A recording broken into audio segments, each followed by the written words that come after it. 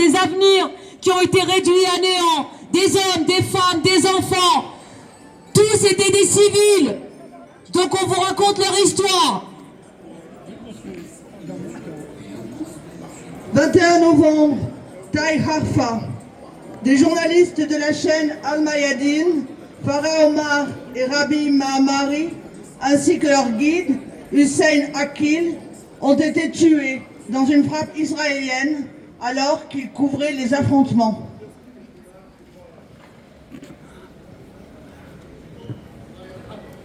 « 21 novembre, à Kfar Kila au Liban. Laïka Serhan, 80 ans, a été tuée dans une frappe sur sa maison. »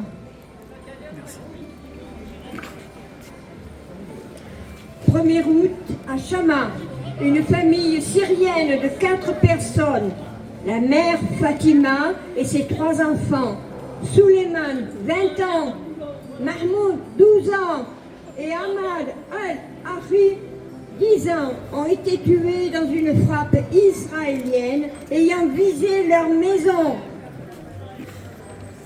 27 décembre 2023. Binj Bail, Shourouk Hamoud et son époux Ibrahim Bazi ont été tués dans une frappe israélienne sur leur maison. L'épouse venait de recevoir son visa pour regroupement familial en Australie et le couple devait voyager dans quelques jours plus tard. 1er novembre, à Yater, Hussein Kourami, 16 ans, a succombé à ses blessures après un bombardement israélien. Il a été touché par une frappe alors qu'il rentrait chez lui en moto. 17 août, Nabatié. Cette frappe a tué une famille de 4 personnes. La mère, Marwa Abdeldahem, le père, Mohamed Ibrahim Abdeldahem, et leurs 2 jeunes enfants, Badr et Ahmad, âgés de 4 ans et 1 an et demi. La mère avait fui la guerre en Syrie en 2012 et était originaire de Homs.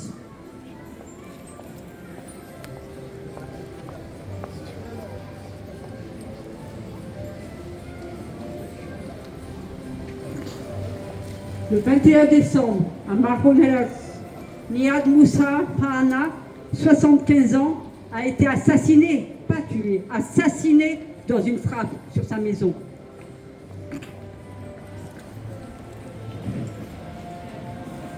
Bonjour. Fausses impuissances et complicité. Netanyahou et son gouvernement d'extrême droite poursuivent leur guerre criminelle.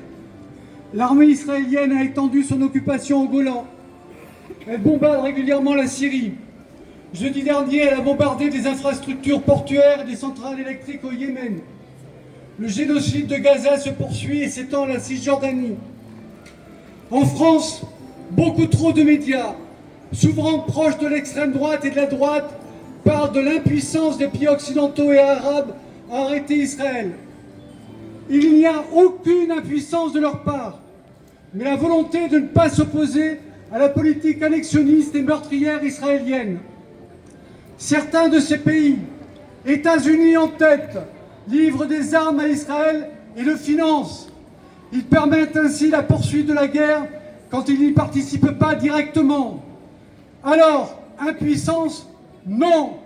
Complicité, oui.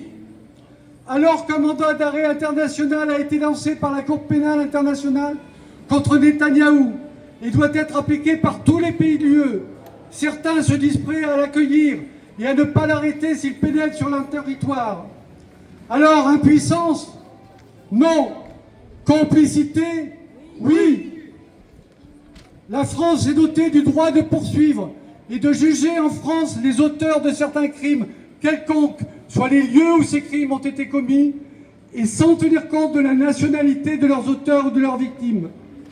Va-t-elle prendre l'initiative de déposer plainte contre les 12 soldats franco-israéliens dont les crimes de guerre et contre l'humanité ont été documentés afin qu'ils soient jugés s'ils viennent en France? Pour l'instant, c'est la Fédération internationale pour les droits humains et ses membres français et palestiniens qui ont porté plainte le 17 décembre dernier auprès du tribunal judiciaire de Paris avec constitution de partie civile contre un soldat franco-israélien potentiellement impliqué dans des crimes internationaux commis à Gaza. Aucune enquête n'avait été lancée en France contre lui jusqu'alors.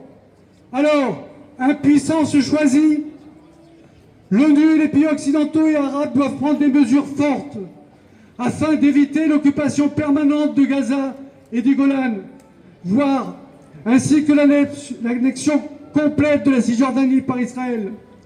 Ces annexions sont contraires au droit international. Les frontières de 1967 doivent être rétablies et imposées à Israël. Comment? Avec des sanctions, comme le gel des actifs des responsables israéliens impliqués dans les crimes internationaux commis à Gaza, en Cisjordanie, au Liban ou en Syrie. Avec la rupture des relations commerciales avec Israël. Avec l'arrêt des fournisseurs d'armes et des financements comme déjà dit. Avec l'interdiction aux athlètes israéliens de participer à des compétitions internationales sous leur couleur. Sans ces sanctions, ces pays choisissent délibérément d'être complices de la mise en place d'un État-nation juif du Jourdain à la Méditerranée, voire aussi sur une partie du Liban et de la Syrie.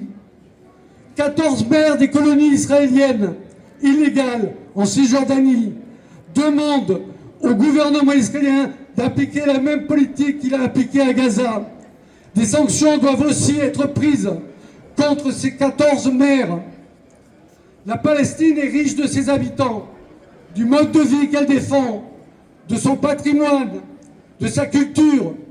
Certains de ses poètes, musiciens ou écrivains font rayonner cette culture dans le monde entier. Ce pays ne peut être effacé de l'histoire de l'humanité à cause de la folie de criminels racistes et du laisser-faire de leurs complices. La Palestine vivra et vaincra. Vive la Palestine libre! Bravo!